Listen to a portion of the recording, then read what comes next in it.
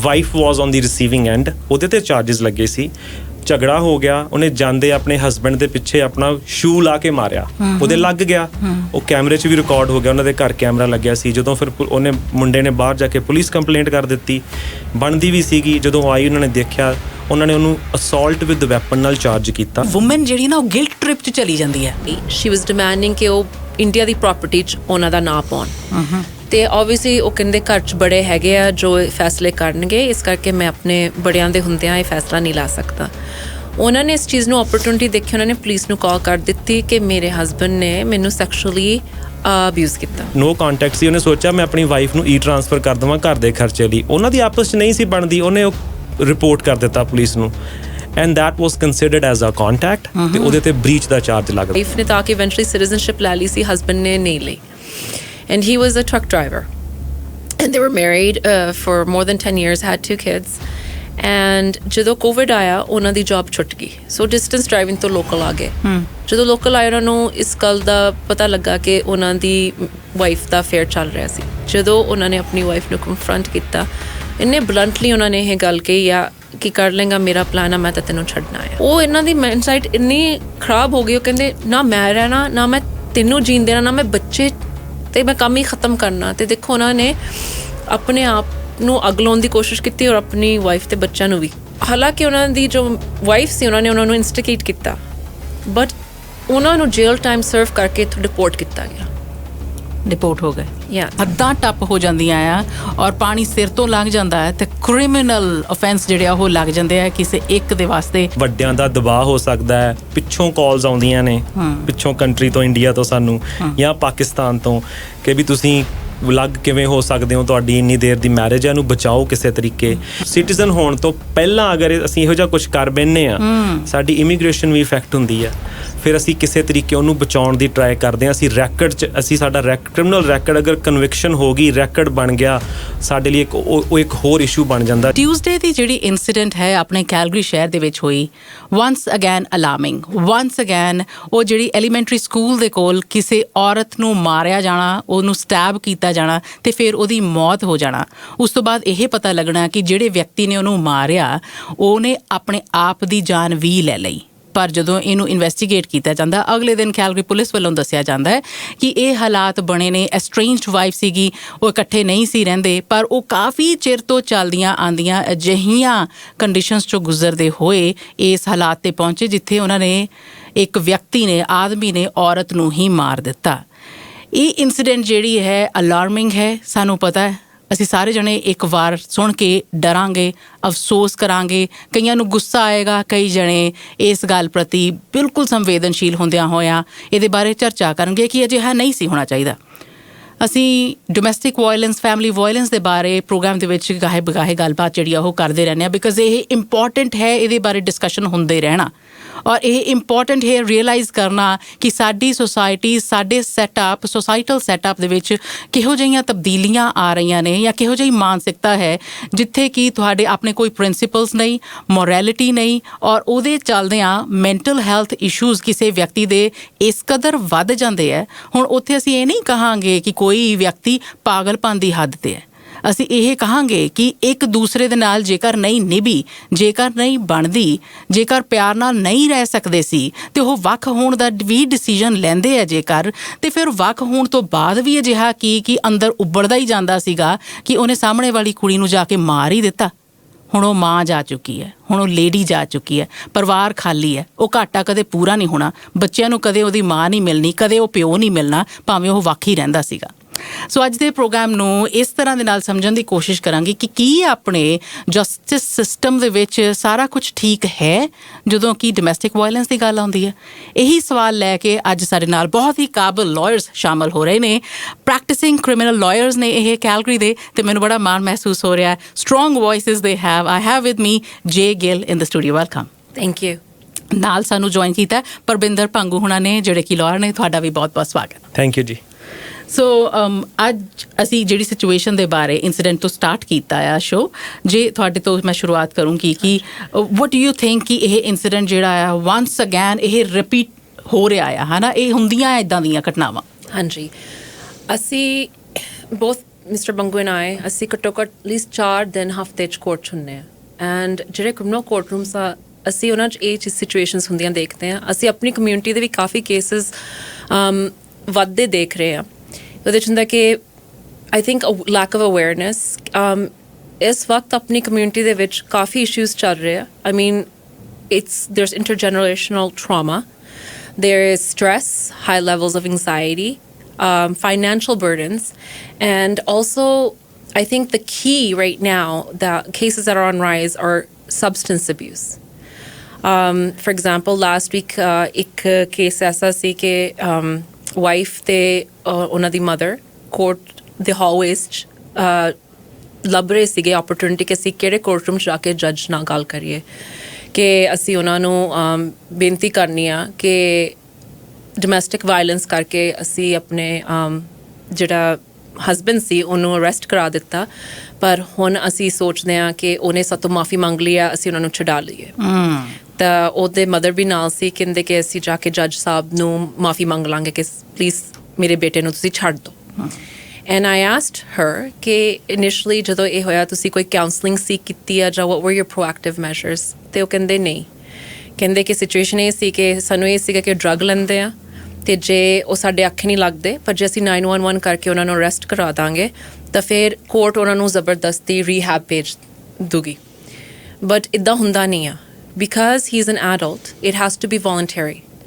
a lot of times a lot of families aren't aware ਕਿ community ਦੇ ਵਿੱਚ ਇਹ ਰਿਸੋਰਸਿਸ ਹੈਗੇ ਆ ਜਿੱਥੇ ਰੀਹੈਬ ਨੂੰ ਤੁਹਾਨੂੰ ਪੇ ਕਰਨਾ ਨਹੀਂ ਪੈਣਾ ਕਿਉਂਕਿ ਜੋ ਆਪਣੀ ਪ੍ਰੋਵਿੰਸ਼ੀਅਲ ਗਵਰਨਮੈਂਟ ਆ ਉਹ ਸਪੋਰਟ ਕਰ ਰਹੀ ਆ ਉਹ ਆਪ ਚਾਹੁੰਦੀ ਆ ਕਿ ਇੱਥੇ ਐਲੀਮੀਨੇਸ਼ਨ ਹੋਵੇ ਕਿ ਡਰੱਗਸ ਸਬਸਟੈਂਸ ਅਬਿਊਜ਼ ਘਟਣ so there's lot of rehab centres set ਤੇ ਮੈਂ ਉਹਨਾਂ ਨੂੰ ਕਿਹਾ ਮੈਂ ਕਿ ਤੁਸੀਂ ਇਸ ਗੱਲ ਨੂੰ ਜਾਣਦੇ ਆ ਕਿ like it's a voluntary program ਜੇ ਸਪੋਜ਼ ਕਰੋ ਕਰਾਊਨ ਜਾਂ ਜੱਜ ਇਹ ਕੰਡੀਸ਼ਨ ਲਾ ਵੀ ਦਿੰਦੇ ਆ ਉਹ ਇੱਕ ਦਿਨ ਜਾ ਸਕਦੇ ਆ out of say 40-day programme ਪਰ ਦੂਸਰੇ ਦਿਨ ਉਹ ਆਪਣੇ ਆਪ ਨੂੰ ਉੱਥੋਂ ਡਿਸਚਾਰਜ ਕਰਾ ਸਕਦੇ ਆ ਤੇ ਜ਼ਬਰਦਸਤੀ ਉਹਨਾਂ ਨੂੰ ਉਹ ਟ੍ਰੀਟਮੈਂਟ ਪ੍ਰੋਗਰਾਮ ਕੰਪਲੀਟ ਕਰਨ ਦੀ ਜ਼ਰੂਰਤ ਨਹੀਂ ਆ and if that is a situation that's where you as a family need to seek further counselling ਮੈਂ ਤੁਸੀਂ ਜੋ ਪੁਲਿਸ ਕਾਲ ਕੀਤੀ ਉਹਨਾਂ ਨੇ ਵਾਕਈ ਕੀ ਤੁਹਾਨੂੰ ਹਰਟ ਕੀਤਾ ਕਹਿੰਦੇ ਨਹੀਂ ਕਹਿੰਦੇ ਸਾਡਾ ਇੱਕ ਜ਼ਰੀਆ ਸੀ ਕਿ ਉਹਨਾਂ ਨੂੰ ਨਸ਼ੇ ਤੋਂ ਆਫ ਕਰਨਾ ਹਾਊਐਵਰ ਜਦੋਂ ਇਹ ਡੋਮੈਸਟਿਕ ਵਾਇਲੈਂਸ ਕੋਰਟ 'ਚ ਚਲਾ ਜਾਂਦਾ ਆ ਉੱਥੇ ਜਦੋਂ ਜਿਹੜੇ ਕਰਾਊਨਸ ਆਹ ਕਾਰਨ ਕਰਕੇ ਹੀ ਕੰਡੀਸ਼ਨਸ ਨਹੀਂ ਰਿਮੂਵ ਕਰਨਾ ਚਾਹੁੰਦੇ ਅਮੈਂਡ ਨਹੀਂ ਕਰਨਾ ਚਾਹੁੰਦੇ ਆ ਜੋ ਇੰਸਟੈਂਸ ਹੋਏ ਆ ਰਾਈਟ ਕਿੰਨੀ ਵਾਰੀ ਕੰਡੀਸ਼ਨਸ ਲੱਗੀਆਂ ਸੀ ਕਿੰਨੀ ਵਾਰ ਕੰਡੀਸ਼ਨਸ ਲੱਗੀਆਂ ਉਹਨਾਂ ਦੇ ਕੰਡੀਸ਼ਨਸ ਅਮੈਂਡ ਹੋਏ ਉਸ ਇਨਸਾਨ ਤੇ ਨੋ ਕੰਟੈਕਟ ਨੋ ਗੋ ਦਾ ਆਰਡਰ ਸੀ ਕਿ ਜੇ ਤੁਸੀਂ ਕੰਟੈਕਟ ਕਰੋਗੇ ਇਨਡਾਇਰੈਕਟਲੀ ਜਾਂ ਡਾਇਰੈਕਟਲੀ ਮੀਨਿੰਗ ਉਹਨਾਂ ਨੂੰ ਟੈਕਸਟ ਕਾਲ ਜਾਂ ਕਿਸੇ ਸੋਸ਼ਲ ਮੀਡੀਆ ਦੇ ਰਾਹੀਂ ਜਾਂ ਇਨਡਾਇਰੈਕਟਲੀ ਕਿਸੇ ਰਿਸ਼ਤੇਦਾਰ ਫੈਮਿਲੀ ਫਰੈਂਡਸ ਦੇ ਜ਼ਰੀਏ ਤੁਹਾਡੇ ਤੇ ਬ੍ਰੀਚ ਦੇ ਚਾਰਜਸ ਲੱਗਣਗੇ further charges but that person unfortunately took that as an opportunity to take out whatever frustration or anger he might have had towards her and he took her life and his life and that's very unfortunate so ਫਿਰ ਸਾਨੂੰ ਇਹ ਸਮਝਾਉਣਾ ਬੜਾ ਔਖਾ ਹੋ ਜਾਂਦਾ ਆ ਕਿ ਤੁਸੀਂ ਆਪਣਾ ਬਿਆਨ ਵਾਪਸ ਲੈਣਾ ਚਾਹੁੰਦੇ ਆ ਲੈ ਸਕਦੇ ਆ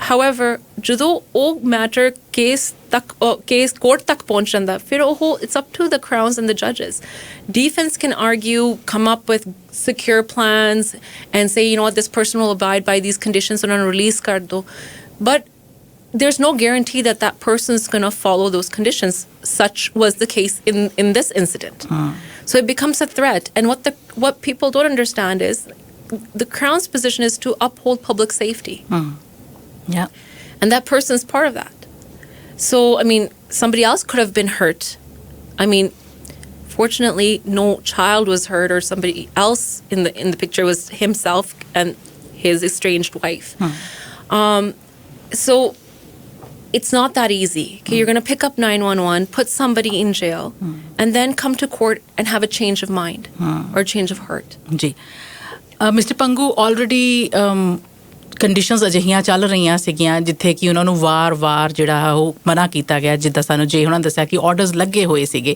ਪਰ ਫਿਰ ਵੀ ਉਹਨਾਂ ਨੂੰ ਬ੍ਰੀਚ ਕਰਕੇ ਉਹਨਾਂ ਤਾਈਂ ਪਹੁੰਚ ਕਰਨ ਦੀ ਕੋਸ਼ਿਸ਼ ਕਰਨੀ ਐਸਟ੍ਰੇਂਜਡ ਵਾਈਫ ਸੀਗੀ ਜਾ ਕੇ ਸੈਕਸ਼ੂਅਲੀ ਅਸੌਲਟ ਕਰ ਦੇਣਾ ਕਦੇ $200 ਦੀ ਬੇਲ ਦੇ ਨਾਲ ਛੁੱਟ ਗਏ ਕਦੇ $400 ਦੀ ਬੇਲ ਦੇ ਨਾਲ ਛੁੱਟ ਗਏ ਫਿਰ ਆ ਕੇ ਕਿਉਂਕਿ ਉਹ ਬਦਲਾ ਲਊ ਨੀਤੀ ਜਿਹੜੀ ਹੈ ਨਾ ਉਹ ਇਨਸਾਨ ਦੇ ਅੰਦਰ ਉਬਲਦੀ ਗਈ ਤੇ ਉਹ ਇਸ ਹੱਦ ਤੱਕ ਇਹ ਕੇਸ ਪਹੁੰਚਿਆ। ਟੇਕ ਅਸ ਥਰੂ ਕਿ ਤੁਸੀਂ ਐਜ਼ ਲਾਇਰ ਇਹਨੂੰ ਕਿਸ ਤਰ੍ਹਾਂ ਵੇਖਦੇ? ਅਕਿਊਜ਼ਡ ਹੁੰਦੇ ਆ ਜਿਹਨੂੰ ਆਪਾਂ ਕਹਿੰਦੇ ਨੇ, ਜਿਨ੍ਹਾਂ ਦੇ ਉੱਤੇ ਚਾਰਜਸ ਲੱਗਦੇ ਨੇ, ਜਦੋਂ ਕੋਰਟ ਸਿਸਟਮ ਦੇ ਵਿੱਚੋਂ ਲੰਘਦੇ ਆ ਮੋਸਟਲੀ ਉਹਨਾਂ ਦਾ ਫਰਸਟ ਟਾਈਮ ਹੁੰਦਾ। ਤੇ ਇਹ ਸਿਰਫ ਆਪਣੀ ਕਮਿਊਨਿਟੀ ਦੀ ਨਹੀਂ ਮੈਂ ਗੱਲ ਕਰਦਾ, ਕਮਿਊਨਿਟੀ ਐਟ ਲਾਰਜ। ਹੁਣ ਸਾਨੂੰ ਨਹੀਂ ਪਤਾ ਇਨਸੀਡੈਂਟ ਕਿਹਦੇ ਨਾਲ ਹੋਇਆ ਬਿਕੋਜ਼ ਦੇਅਰ ਆਈਡੈਂਟੀਟੀਜ਼ ਆਰ ਕੌਨਫੀਡੈਂਸ਼ੀਅਲ, ਕਿਉਂਕਿ ਬੱਚੇ ਇਨਵੋਲਵ ਆ ਵਿੱਚ, ਉਹ ਮੇ ਵੀ ਕਦੀ ਪਤਾ ਲੱਗੇ ਜਾਂ ਨਾ ਲੱਗੇ। ਸੋ ਇਹ ਕਿਸੇ ਵੀ ਕਮਿਊਨਿਟੀ ਦੇ ਵਿੱਚੋਂ ਇਨਸੀਡੈਂਟ ਨਿਕਲ ਸਕਦਾ ਕਿ ਬਹੁਤ ਟਰੋਮੈਟਿਕ ਇਨਸੀਡੈਂਟ ਜਿਹੜਾ ਹੋਇਆ ਆ। ਸੋ ਜਦੋਂ ਕੋਈ ਪਰਸਨ ਇੱਕ ਵਾਰੀ ਅਰੈਸਟ ਹੁੰਦਾ ਆ, ਅਸੀਂ 911 ਕਾਲ ਕਰ ਦਿੱਤੀ। ਫਸਟ ਆਫ ਆਲ ਤੇ ਸਾਨੂੰ ਇਹ ਪਤਾ ਹੋਣਾ ਚਾਹੀਦਾ ਕਿ 911 ਕਾਲ ਜਿਹੜੀ ਆ ਉਹ ਐਮਰਜੈਂਸੀਜ਼ ਵਾਸਤੇ ਆ। ਅਸੀਂ ਕਾਲ, ਜਿਵੇਂ ਮਿਸ ਗਿੱਲ ਨੇ ਟੱਚ ਕੀਤਾ, ਕਿ ਅਸੀਂ ਕਾਲ ਕਰ ਦਿੰਦੇ ਹਾਂ ਕਿ ਅਸੀਂ ਇਹਨੂੰ ਸਬਕ ਸਿਖਾਉਣਾ ਜਾਂ ਇਹਦੀ ਅਸੀਂ ਡਰੱਗ ਐਡਿਕਸ਼ਨ ਛਡਵਾਉਣੀ ਚਾਹੁੰਦੇ ਹਾਂ। ਠੀਕ ਹੈ, ਇਹ ਰੀਜ਼ਨ ਨਹੀਂ ਹੋਣਾ ਚਾਹੀਦਾ। ਰੀਜ਼ਨ ਸਿਰਫ ਤੇ ਸਿਰਫ ਐਮਰਜੈਂਸੀ ਆ। ਅਗਰ ਤੁਹਾਨੂੰ ਡੇਂਜਰ ਆ, ਅਗਰ ਤੁਹਾਨੂੰ ਵਾਕਈ ਥ੍ਰੈਟ ਆ ਤੇ ਜ਼ਰੂਰ ਕਾਲ ਕਰੋ, ਪਰ ਸਿਰਫ ਇਸ ਕਰਕੇ ਨਾ ਕਰੋ ਕਿ ਮੈਂ ਤੈਨੂੰ ਸਬਕ ਸਿਖਾਊਂਗਾ ਜਾਂ ਸਿਖਾਊਂਗੀ। ਇਹ ਬੋਥ ਸਾਈਡਸ ਤੇ ਐਪਲੀਕੇਬਲ ਆ। ਅਸੀਂ ਹਸਬੈਂਡਸ ਨੂੰ ਵੀ ਅੰਦਰ ਦੇਖਿਆ ਤੇ ਅਸੀਂ ਵਾਈਫਸ ਨੂੰ ਵੀ ਅੰਦਰ ਦੇਖਿਆ ਅਰੈਸਟ ਹੋਇਆ। ਸੋ ਜਦੋਂ ਉਹ ਅਰੈਸਟ ਹੋ ਜਾਂਦੇ ਆ, ਸਭ ਤੋਂ ਪਹਿਲਾਂ ਬੇਲ ਜਿਹੜੀ ਆ ਉਹਦੇ ਤੇ ਗੱਲ ਆਉਂਦੀ ਆ। ਮੋਸਟਲੀ ਨਹੀਂ ਲੋਕਾਂ ਨੂੰ ਪਤਾ ਹੁੰਦਾ ਕਿ ਬੇਲ ਕੀ ਆ ਤੇ ਸਾਡੇ ਤੇ ਹੁਣ ਕੀ, ਸਾਡੇ ਨਾਲ ਹੋਣਾ ਕੀ ਆ। ਠੀਕ ਹੈ। ਸੋ ਬੇਲ ਸਾਰਿਆਂ ਦਾ ਰਾਈਟ ਆ ਕੈਨੇਡਾ ਦੇ ਵਿੱਚ, ਕਨਸਟੀਟਿਊਸ਼ਨਲ ਰਾਈਟ ਆ, ਬਟ ਇਨ ਮੋਸਟ ਸਿਚੁਏਸ਼ਨਸ ਤੁਹਾਡੇ ਤੇ ਓਨਸ ਆ ਜਾਂਦਾ ਕਿ ਤੁਸੀਂ ਦੱਸੋ ਕਿ ਤੁਹਾਨੂੰ ਕਿਉਂ ਛੱਡਿਆ ਜਾਵੇ। ਰੀਸੈਂਟ ਬੇਲ ਰਿਫਾਰਮਸ ਆਏ ਆ ਕੈਨੇਡਾ ਦੇ ਵਿੱਚ, ਜਿਨ੍ਹਾਂ ਦਾ ਮਤਲਬ ਇਹ ਹੈ ਕਿ ਉਹ ਇਹਨੂੰ ਹਾਰਸ਼ ਕਰਨਾ ਚਾਹੁੰਦੇ ਆ। ਪਹਿਲਾਂ ਜੋ ਕਹਿੰਦੇ ਸੀ ਕਿ ਓਕੇ ਕੰਡੀਸ਼ਨਸ ਲਾ ਕੇ ਛੱਡ ਦਿਓ, ਤੂੰ ਇਹਦੇ ਕੋਲ ਨਹੀਂ ਜਾਣਾ, ਤੂੰ ਇਹਨੂੰ ਕੰਟੈਕਟ ਨਹੀਂ ਕਰਨਾ, ਤੂੰ ਘਰ ਦੇ 200 ਮੀਟਰ ਦੇ ਘੇਰੇ 'ਚ ਨਹੀਂ ਜਾਣਾ। ਪਰ ਹੁਣ ਉਹ ਇਹਨੂੰ ਇਸ ਤਰ੍ਹਾਂ ਕਰ ਰਹੇ ਆ ਕਿ ਤੁਸੀਂ ਸਾਨੂੰ ਪ੍ਰੂਵ ਕਰੋ ਕਿ ਤੁਸੀਂ ਇਹ ਨਹੀਂ ਕਰੋਗੇ ਤਾਂ ਅਸੀਂ ਤੁਹਾਨੂੰ ਛੱਡਾਂਗੇ। ਤੇ ਕੈਨੇਡਾ ਦੇ ਵਿੱਚ ਲੈਡਰ ਸਿਸਟਮ ਚੱਲਦਾ। ਪਹਿਲਾਂ ਤੁਹਾਨੂੰ ਪ੍ਰੋਮਿਸ ਤੇ ਛੱਡ ਸਕਦੇ ਆ, ਜੇ ਤੁਸੀਂ ਬ੍ਰੀਚ ਕਰਦੇ ਹੋ ਨੈਕਸਟ ਟਾਈਮ ਤੁਹਾਨੂੰ ਕੈਸ਼ ਤੇ ਛੱਡਿਆ ਜਾ ਸਕਦਾ, ਦੈਨ ਸ਼ਿਓਰਿਟੀ ਵੀ ਰਿਕੁਆਇਰਡ ਹੋ ਸਕਦੀ ਹੈ ਐਂਡ ਆਲ ਦੈਟ ਸਟਫ। ਸੋ ਹੁਣ ਜਦੋਂ ਕਿਸੇ ਤੇ ਕੰਡੀਸ਼ਨਸ ਲੱਗ ਗਈਆਂ, ਉਹ ਕੰਡੀਸ਼ਨਸ ਬੜੀਆਂ ਜਨਰਲ ਹੁੰਦੀਆਂ ਕਿ ਤੁਸੀਂ ਜਿਹੜਾ ਕੰਪਲੇਨੈਂਟ ਉਹਨੂੰ ਕੰਟੈਕਟ ਨਹੀਂ ਕਰਨਾ, ਉਹਦੇ ਕੋਲ ਨਹੀਂ ਜਾਣਾ। ਕੰਟੈਕਟ ਦਾ ਮਤਲਬ ਜਿਵੇਂ ਮਿਸ ਗਿੱਲ ਨੇ ਦੱਸਿਆ, ਈਮੇਲ ਕਿਸੇ ਦੇ ਥਰੂ ਸੁਨੇਹਾ ਨਹੀਂ ਭਜਾ ਸਕਦੇ, ਈ ਟ੍ਰਾਂਸਫਰ ਨਹੀਂ ਕਰ ਸਕਦੇ ਤੁਸੀਂ ਉਸ ਪਰਸਨ ਨੂੰ, that is also a contact. So ਮੇਰੇ ਕਿਸੇ ਕਲਾਇੰਟ ਨੇ ਇਦਾਂ ਹੀ ਨੋ ਕੰਟੈਕਟ ਸੀ, ਉਹਨੇ ਸੋਚਿਆ ਮੈਂ ਆਪਣੀ ਵਾਈਫ ਨੂੰ ਈ ਟ੍ਰਾਂਸਫਰ ਕਰ ਦੇਵਾਂ ਘਰ ਦੇ ਖਰਚੇ ਲਈ। ਉਹਨਾਂ ਦੀ ਆਪਸ 'ਚ ਨਹੀਂ ਸੀ ਬਣਦੀ, ਉਹਨੇ ਉਹ ਰਿਪੋਰਟ ਕਰ ਦਿੱਤਾ ਪੁਲਿਸ ਨੂੰ and that was considered as a contact ਤੇ ਉਹਦੇ ਤੇ ਬ੍ਰੀਚ ਦਾ ਚਾਰਜ ਲੱਗਦਾ। ਸੋ ਜਦੋਂ ਕੰਡੀਸ਼ਨਸ ਲੱਗ ਗਈਆਂ, ਸਾਨੂੰ ਛੱਡ ਦਿੱਤਾ, ਅਸੀਂ ਸਾਈਨ ਕਰਦੇ ਹਾਂ ਸਮਝ ਕੇ ਕੰਡੀਸ਼ਨਸ। ਸਾਨੂੰ ਜਾਂ ਤੇ ਸਮਝ ਆਉਂਦੀ ਹੈ ਜਾਂ ਸਾਨੂੰ ਸਮਝ ਨਹੀਂ ਆਉਂਦੀ। ਨਾ ਆਉਣ ਦਾ ਕਾਰਨ ਜਾਂ ਤੇ ਲੈਂਗੁਏਜ ਨਹੀਂ ਪਤਾ, ਪਰ ਉੱਥੇ ਇੰਟਰਪ੍ਰੀਟਰਸ ਹੁੰਦੇ ਆ। ਤੁਸੀਂ ਸਮਝ ਕੇ ਸਾਈਨ ਕਰਕੇ ਬਾਹਰ ਆ ਗਏ, ਹੁਣ ਤੁਸੀਂ ਘਰ ਨਹੀਂ ਜਾ ਸਕਦੇ। ਪਰ ਅਗੇਨ ਸਿਰਫ ਸਾਡੀ ਨਹੀਂ, ਸਾਰੀਆਂ ਕਮਿਊਨਿਟੀਜ਼ ਦੇ ਵਿੱਚ ਈਗੋ ਕਿ ਮੈਨੂੰ ਕਿੱਦਾਂ ਰੋਕ ਸਕਦੇ ਹੋ, ਮੈਂ ਤੇ ਕਰੂੰਗਾ। ਸੋ ਜਿਹੜੀ ਉਹ ਮੈਂਟੈਲਿਟੀ ਸਾਨੂੰ ਫਿਰ ਵਾਪਸ ਕੋਸ਼ਿਸ਼ ਕਰਦੇ ਹਾਂ ਕਿ ਜਾਂ ਤੇ ਮੈਂ ਰੈਕਨਸਾਈਲ ਕਰਨ ਵਾਸਤੇ ਕੰਟੈਕਟ ਕਰਾਂ ਕਿ ਵੀ ਆਪਾਂ ਇਕੱਠੇ ਹੋ ਕਿਵੇਂ ਹੋ ਸਕਦੇ, ਜਾਂ ਮੈਂ ਕਰਨਾ ਹੀ ਕਰਨਾ। ਜਦੋਂ ਅਸੀਂ ਉਹ ਕਰਦੇ ਹਾਂ ਤੇ ਰਿਪੋਰਟ ਹੁੰਦਾ, ਦੈਨ ਸਾਡੇ ਤੇ ਇੱਕ ਹੋਰ ਕ੍ਰਿਮੀਨਲ ਚਾਰਜ ਜਾਂ ਮਲਟੀਪਲ ਚਾਰਜਸ, ਹਰ ਇੱਕ ਕੰਡੀਸ਼ਨ ਨੂੰ ਤੋੜਨ ਦੇ ਉੱਤੇ ਹਰ ਇੱਕ ਬ੍ਰੀਚ ਹੁੰਦੀ ਹੈ ਤੇ ਅਸੀਂ ਇੱਦਾਂ ਚਾਰਜਸ ਸਟੈਕ ਕਰਦੇ ਜਾਂਦੇ ਹਾਂ। ਵਾਪਸ ਫਿਰ ਵੀ ਐਂਡ ਅਪ ਇਨ ਜੇਲ। ਸਾਨੂੰ ਫਿਰ ਬੇਲ ਦੇ ਬਾਰੇ ਸੋਚਣਾ ਪੈਂਦਾ ਵਾਰ-ਵਾਰ। Then it's a never ending loop some time ਕਈਆਂ ਲਈ। ਰੀਸੈਂਟਲੀ ਮੇਰੇ ਕਲਾਇੰਟ ਸੀਗੇ, ਅਨਫੋਰਚੂਨੇਟਲੀ ਜਿੰਨਾ ਮਰਜ਼ੀ ਅਸੀਂ ਕੋਸ਼ਿਸ਼ ਕੀਤੀ, ਉਹ ਸਮਝਣ ਨੂੰ ਤਿਆਰ ਨਹੀਂ ਸੀਗੇ ਕਿ ਵੀ ਮੈਨੂੰ ਬੇਲ ਤੇ ਛੱਡਿਆ ਸੀ, ਮੈਂ ਦੁਬਾਰਾ ਜੇਲ੍ਹ 'ਚ ਕਿਵੇਂ ਆ ਗਿਆ। ਅੱਛਾ। ਸੋ ਉਹਨਾਂ ਨੂੰ ਬੜੀ ਕੋਸ਼ਿਸ਼ ਕੀਤੀ ਸਮਝਾਉਣ ਦੀ, ਪਰ ਉਹ ਕਹਿੰਦੇ ਕਿ ਨਹੀਂ, ਮੈਂ ਜੋ ਕਹਿ ਰਿਹਾ ਉਹ ਠੀਕ ਆ, ਤੂੰ ਮੈਨੂੰ ਸਮਝਾ ਨਹੀਂ ਪਾ ਰਿਹਾ। ਮੈਨੂੰ ਜੱਜ ਸਾਹਿਬ ਨੇ ਕਹਿ ਦਿੱਤਾ ਸੀ ਕਿ ਤੂੰ ਜਾ ਸਕਦਾ ਆ। ਅੱਛਾ। ਪਰ ਮੈਂ ਉਹਨਾਂ ਨੂੰ ਸਮਝਾਉਣ ਦੀ ਇਹ ਕੋਸ਼ਿਸ਼ ਕਰਦਾ ਸੀ ਕਿ ਤੁਸੀਂ ਜਾ ਸਕਦੇ ਹੋ ਇੰਟਰਮਲੀ, ਤੁਸੀਂ ਜਦ ਤੱਕ ਤੁਹਾਡਾ ਇਹ ਪ੍ਰੋਪਰ ਕੇਸ ਖਤਮ ਨਹੀਂ ਹੁੰਦਾ ਤਦ ਤੱਕ ਤੁਸੀਂ you are bound by certain conditions. ਉਹ ਕਹਿੰਦੇ ਨਹੀਂ, ਅੱਛਾ, ਇਹ ਨਹੀਂ ਹੋ ਸਕਦਾ।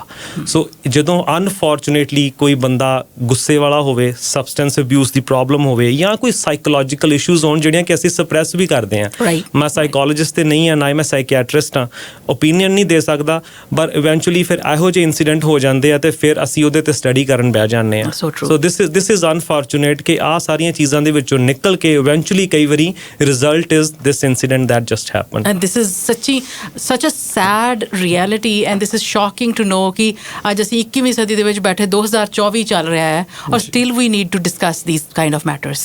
ਜੀ, ਕਿ ਕਈ ਵਾਰੀ ਸਾਡੀਆਂ ਮਿਸ ਅੰਡਰਸਟੈਂਡਿੰਗਸ ਹੁੰਦੀਆਂ, ਕਦੇ ਕਦਾਈ ਹੋਣੀਆਂ ਜਾਂ ਕਦੇ ਕਦਾਈ ਗੁੱਸਾ ਹੋਣਾ ਜਾਂ ਰੁੱਸ ਲੈਣਾ, ਇਹ ਨੋਰਮਲ ਆ। ਪਰ ਹਰ ਰੋਜ਼, ਹਰ ਵੇਲੇ, ਹਰ ਘੜੀ ਐਂਡ ਕੰਟੀਨਿਊਸਲੀ ਇਹ ਹਫਤੇ, ਮਹੀਨੇ, ਸਾਲ ਇੱਦਾਂ ਗੁਜ਼ਰਦੇ ਜਾ ਰਹੇ ਆ, ਦੈਟਸ ਨਾਟ ਨੋਰਮਲ। ਜੇ ਤੁਸੀਂ ਇੰਨੇ ਸਾਰੇ ਕੇਸਿਸ ਜਿਹੜੇ ਉਹ ਵੇਖਦੇ ਹੋ, ਤੁਹਾਨੂੰ ਕੀ ਲੱਗਦਾ ਕਿ ਕਿੱਥੇ ਅਸੀਂ ਐਕਸੈਪਟ ਨਹੀਂ ਕਰ ਪਾਉਂਦੇ when it comes to our community ਕਿ ਬਈ ਅਸੀਂ ਗਲਤ ਹਾਂ? ਅੰਡਰਸਟੈਂਡਿੰਗ ਪ੍ਰੋਬਲਮ ਪਤਾ ਹੁੰਦੀ ਆ ਹੈਗੀ ਆ, ਪਰ ਉਹਨੂੰ ਆਪਾਂ ਸਪਰੈਸ ਕਰਦੇ ਆ ਕਿਉਂਕਿ ਆਪਾਂ ਫੋਰਚੂਨੇਟਲੀ ਬਹੁਤ ਰਿਚ ਕਲਚਰ ਤੋਂ ਬਿਲੋਂਗ ਕਰਦੇ ਆ ਜਿੱਥੇ ਸਿਰਫ ਇੱਕ ਰਿਲੇਸ਼ਨਸ਼ਿਪ ਇੱਕ ਹਸਬੈਂਡ ਵਾਈਫ ਦਾ ਨਹੀਂ ਹੁੰਦਾ, the whole family is involved. ਔਰ ਕਈ ਵਾਰੀ ਚੀਜ਼ ਦੇਖੀਏ ਕਿ ਰਿਸ਼ਤੇਦਾਰ ਕੀ ਕਹਿਣਗੇ ਜਾਂ ਹੁਣ ਜੇ ਇਹ ਹੋ ਗਿਆ ਤਾਂ ਸਾਡੀ ਜਿਹੜੀ ਇਮੇਜ ਆ ਉਹ ਖਰਾਬ ਹੋਊਗੀ. Going back too early what you said ਕਿ ਜੇ ਆਪਸ 'ਚ ਨਹੀਂ ਬਣ ਰਹੀ ਤਾਂ ਜਿਹੜੀ ਤੁਹਾਡੀ days turn into months into years and you're losing valuable time and it's just getting worse and worse by suppressing the situation.